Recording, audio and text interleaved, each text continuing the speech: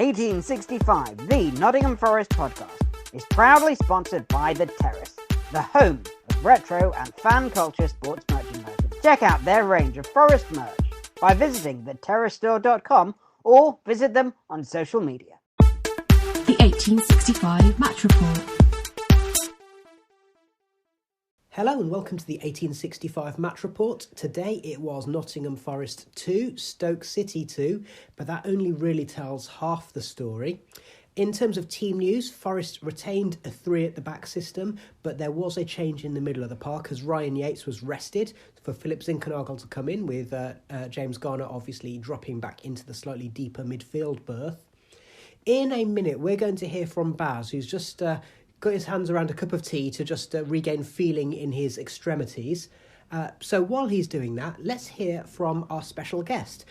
Ben is from the Stoke City podcast, the YYY Files, and here were his thoughts on the match. First of all, what a bloody game that was. If you're a neutral watching that, then fair play, you caught a great one. And from both sets of fans' point of view, I think both could probably say that a draw is a fair result. I'll start with the Stoke point of view, though. I think we can feel aggrieved to have lost in added time, considering that we were a goal up and a man up, and an outfield player in goal too. I feel a bit hard done by in that sense, but Joe Allen gave the ball away on the edge of the area, and we couldn't keep out the free kick. From our point of view, it just shows that we can match a team like Forest who are in form, and we may well be sniffing around the playoffs just like you are this season. From a Forest point of view, though, that's what you guys care about, right? Again, you matched up against a Stoke team that was banging form, really, and again, you matched them. I thought in the first half, particularly, you were great on the counter-attack. Stoke were I wouldn't say playing like the home team, but certainly had a bit of possession and were getting caught on a break. Keenan Davis, I thought, did an absolute great job on us holding the ball up and releasing others into play. Standout moment from that half, I think, was probably Brennan Johnson not chipping the goalkeeper. And that really should have been 1-0, and the game might have been very different from there.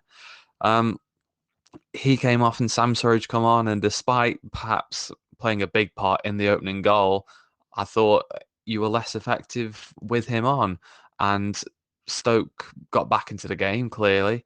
And considering we hit the post a couple of times, it's a close shave. And I think from your guys' point of view, some great results in the last few weeks, but I think from your guys' point of view, it's about taking every game as it comes, not getting too complacent. If you guys want to make the playoffs, you've been in a great run of form, but it can clear up at any time. And let's see. I think you'll be in and around there. Like I say, two great teams played there today. I think you've got the edge on us on momentum, and of course the points difference as well. But play like that for the rest of the season, and there's plenty poorer teams in this league than us.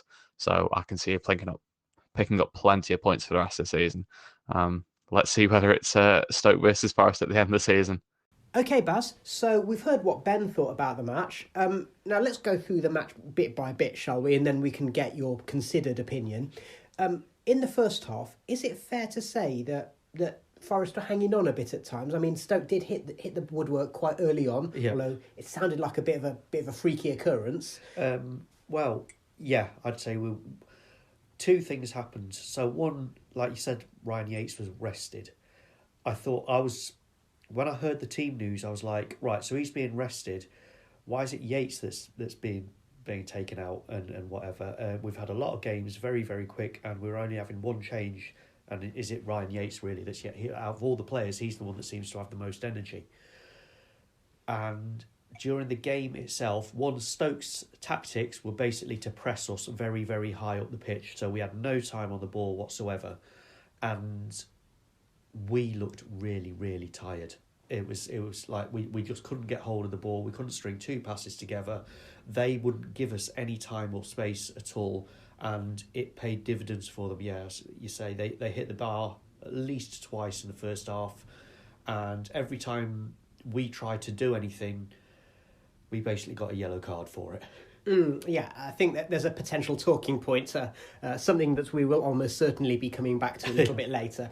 I guess Forest's best chance was when Brennan Johnson kind of put himself in a good position, tried to chip it. didn't work out, did it? No, and yeah, he kind of basically hit it straight at the keeper. It was a nice attempt, but it was one of the very few times... They doubled up on Brennan Johnson, obviously him being a big threat, and they managed to keep Jedward Spence completely out of the game as well. Do you think that Brennan made the wrong decision with his attempt at a finish, or was it the right thing to try, he just got it wrong? I think he got it wrong. It was the right thing to try, but again, it's symptomatic of everything we were trying wasn't working because we didn't really have enough energy in what we were doing. He didn't kick the ball hard enough to chip it. Yeah, Stoke are a team who are in a good run of form, aren't they? And they are going through a rebuilding phase. I think it's fair to say that. Michael O'Neill's been in charge for a good couple of years now, and I think he's finally getting to the point of creating a team that befits what he wants to do. So we've had an injection of youth and everything. But tactically as well, I think tactically he's trying to maximise the potential of his team. He is a tactician. So I think there's a theme, isn't there? The teams who've given us a game, and also the ones who've beaten us, if we're thinking about the Cardiff and Middlesbrough matches in particular, they defeated us by pressing high against us, didn't they? And putting us under pressure so we couldn't play it out from the back and so on. Denying us the time to get our momentum and our rhythm going. And in particular, today it was denying Jed Spence any space on the ball whatsoever. There was moments throughout the game where Max Lowe was stood in acres of space, but the play was happening on the other side, so he couldn't get into it.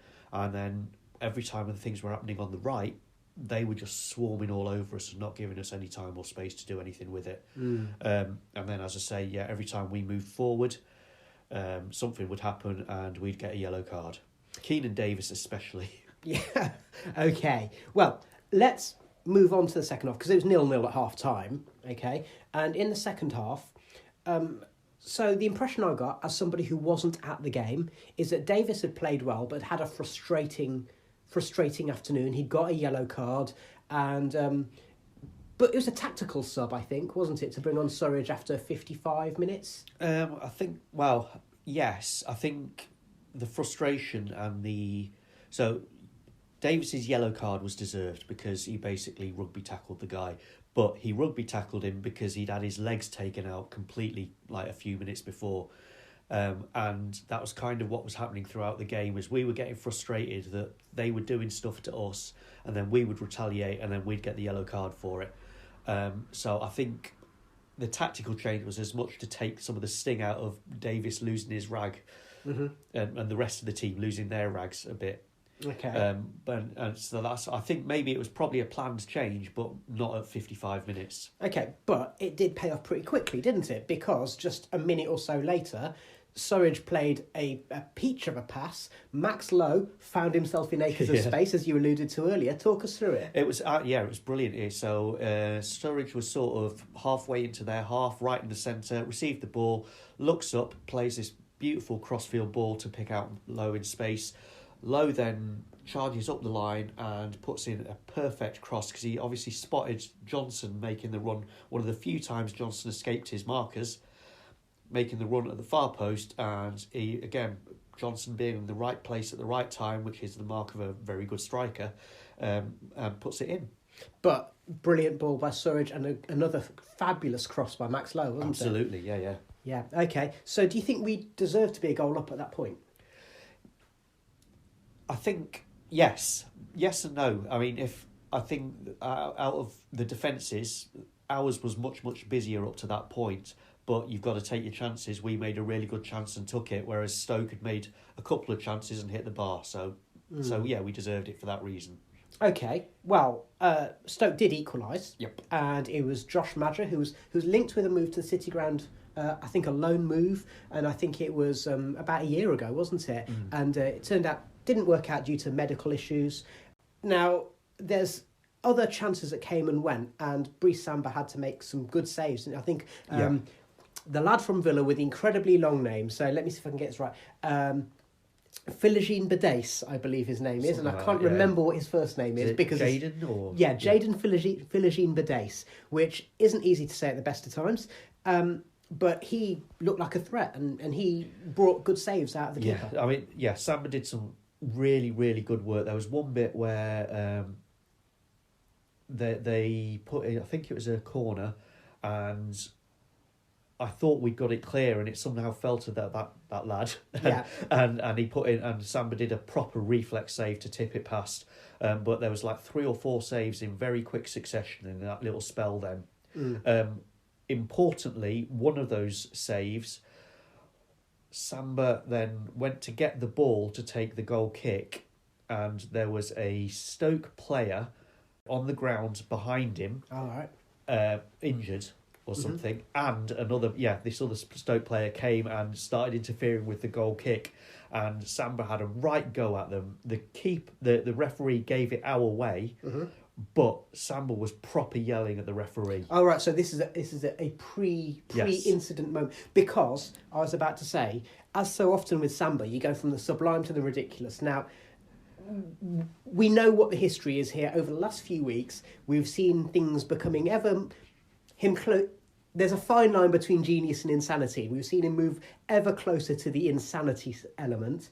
Against Derby, yes, he got that massive bump on the head, and he had every right to be annoyed after that. But I mean, his Liam Gallagher-esque statuesque poses when Ravel Morrison was sent off was a step too far. I think we all agree.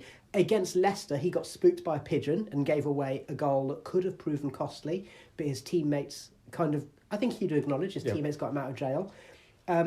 Today, there was that incident, and then this led to what is the big talking point for the match. Just before that, so I was looking at the bench and saying, right, what can we do to change this? Because it's 1-1, and actually this game could be in our grasp. We could get 3 points here. And looking at the bench, the only options we've got are Ryan Yates and Alex Mighton, really, to change this, turn this around. And lo and behold, Steve Cooper puts those two on. Yates to give us a bit of energy in the middle of the park, and Mighton to play on the wings, obviously. And so crucially, formation-wise... Yeah, we went to 4-2-3-1. Yeah. Then the Samba incident happened. So about 2 minutes later, wasn't it? Yeah. And crucially... apart from trying to change formation and trying to change things up and then finding yourself on the back foot due to the incident, unusually, it meant that Steve Cooper had used all of his substitutions. Yep. He's usually quite sparing with his subs. And this time, we find ourselves in need of a substitution. But before we get on to that, talk us through the incident. Well, so, I mean, I wasn't really paying attention because it just looked like we've made the save and then everyone's going to run out. And then I look round and everyone's running out of our box, and one of their players gets a bit too close to Samba as he's about to take the goal kick. So he just punches him in the back of the head. That's what it looked like to me. Mm-hmm. Now, others have said it was a shove, but there was a definite swing and the connection was with his head. Yeah, either way, if you swing your arm and you make any connection with the player's head, you know what's going to happen, don't you? And yeah, so basically, I mean, as soon as he did it, everyone knew he was going off. Yeah, okay. Now, what was interesting there is Joe Worrall, just recovering from broken ribs. Yep. So obviously you go into one of the most physical positions on the park. So he put on the goalie's jersey. A nice little detail which I've noticed is that he took off his captain's armband, put it on again over his goalie's jersey, which I have to say, that speaks to the little boy in me playing football on the park. I would have done exactly the same.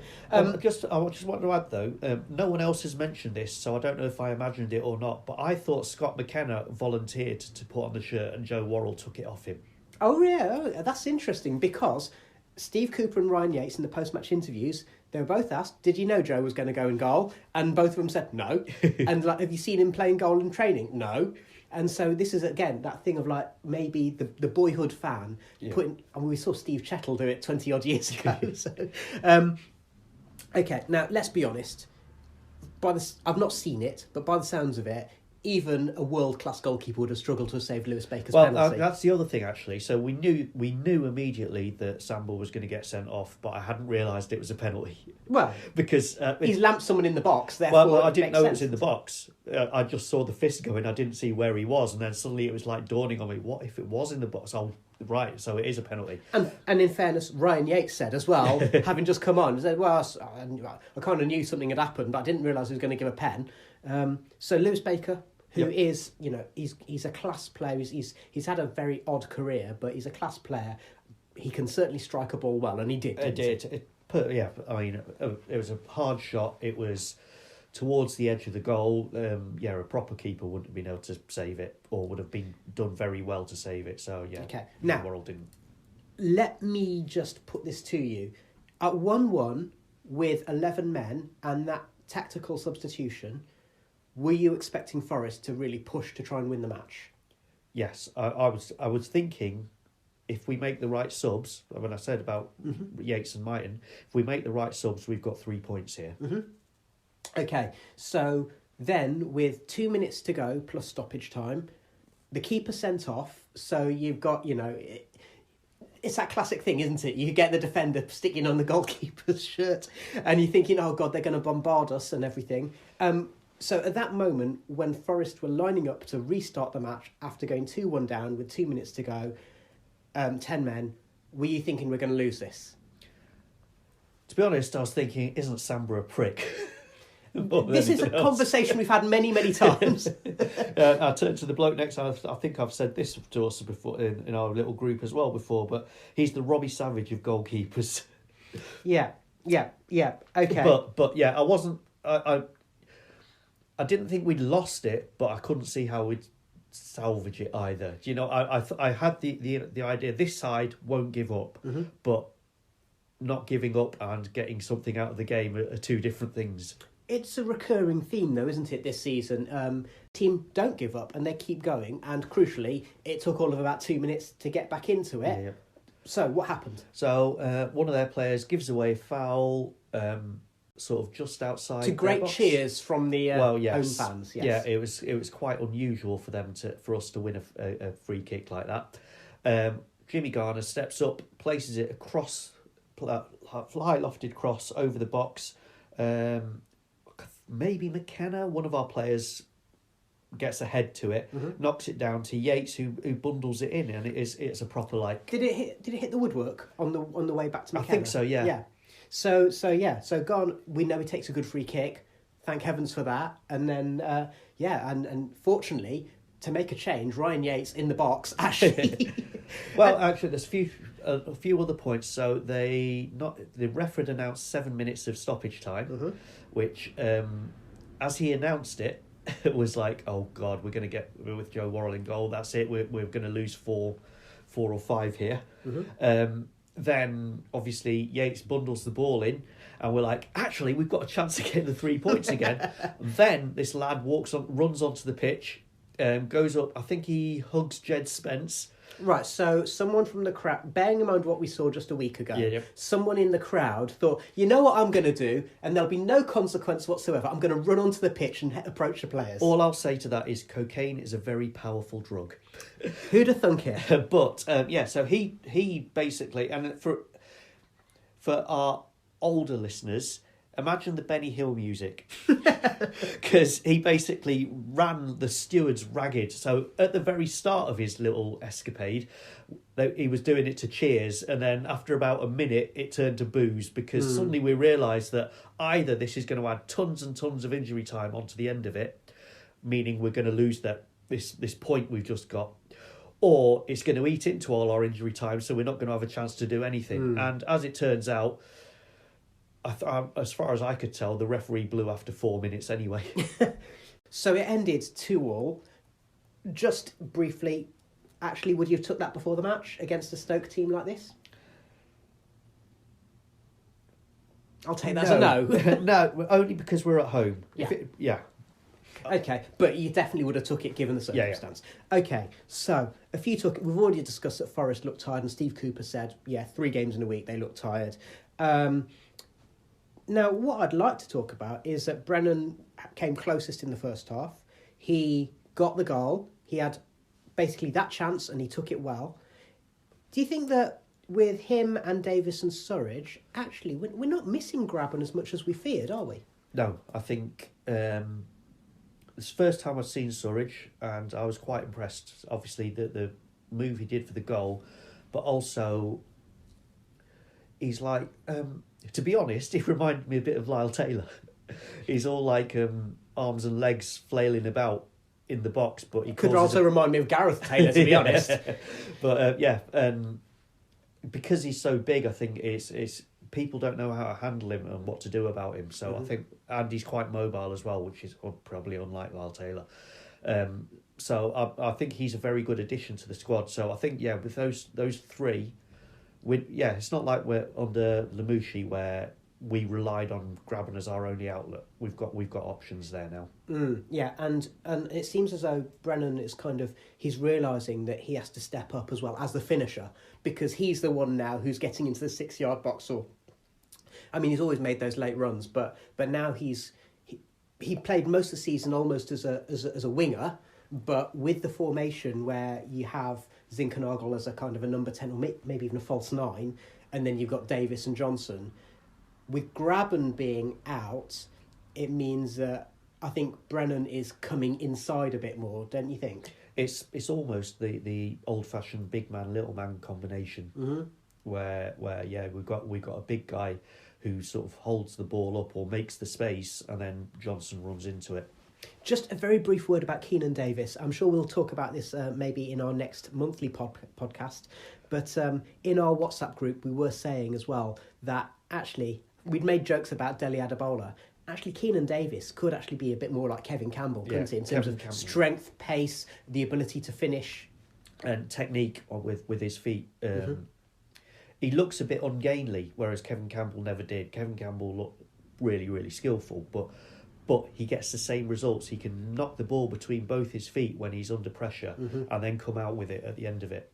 Yeah, cool. All right, so just to finish off with, we've alluded to it a few times, let's talk about the referee. What I would say is that in our WhatsApp group, Adam and Tom have both said the referee was absolutely dying to give a red card. Now, Samba didn't give him any choice, but the referee was dying to send someone off. Tom was saying he booked 2 of our players before he even spoke to any of theirs. There was a statistic in there about the number of cards that the referee's given. He gives out more cards than Paper Chase. So let's just talk about this. And did it influence the outcome? The way he doled out cards was unfair to us. It seemed like they could do what they wanted, and anytime we did anything, we got a card for it. And I don't know why that was, whether it was maybe Davis being a big physical lad has a bit of a reputation, maybe Johnson because he gets knocked over all the time, he has a bit of a reputation, maybe Colback because he's ginger has a reputation. All these things probably add up, and for some reason they one of their players took both Davis's legs out and got nothing for it, and then that's what led to Davis's yellow cards afterwards. So okay, again, for older listeners, this seems to me to have, in this particular game, seems to have shades of all of those matches in the early 90s when opponents would kick Nigel Clough off the park, and then when someone else kind of put a reducer in, they'd get a booking. Yeah, and I think part of it was Stoke played for it. As I said, they played this really, really high press. They played a very, very tight marking on us as soon as we got the ball. And I think we got frustrated with it. So, I mean, arguably, I think none of the bookings necessarily you could complain about. They were all possibly bookings. Like, you wouldn't be surprised if they'd been given. The frustrating thing was Stoke were doing the same things to us, and they weren't even getting free kicks for it. So again, it's not about competence, it's about consistency. Yeah. Okay. And the other thing that comes to my mind, and I think, I believe that Steve Hodge might have talked about this on the radio as well. Steve Cooper's dad was a top-class referee. So I think that Cooper has done a good job of getting Forest playing more streetwise in terms of doing tactical fouls and so on. We're not pushovers in that sense. But I also suspect that he's very much aware from his dad of knowing how difficult a job referees have. And therefore, I suspect that he's going to be as close as anyone to the old Brian Clough mantra of, you respect the referee, you don't give them trouble. Well, you see, I thought there were times earlier in the season where I thought he was running quite close to the wind, is that the phrase? With some of his comments about referees. Remember when Johnson was getting his legs taken out in the penalty box and stuff like that? and he was rightly complaining about it, but I was quite surprised he was complaining about it in that way. And he was complaining about it. He's giving politicians answers. Once he said, right, if I say anything about referees, I'm going to get in trouble. So yeah, but now he's deliberately not. I think he's changed his tactic a little bit there. He's not talking about it. I mean, ultimately, it comes down to the fact that the quality of refereeing in the Championship isn't as high as we'd like it to be. Yeah. Okay. All right. Well, thank you very much to Baz for your views here. Thank you very much to Ben from the Stoke podcast, the YYY Files. And thank you to you, listener, for joining us today. We just have a last word for Brice Samba. You dozy little twonk, Rodney.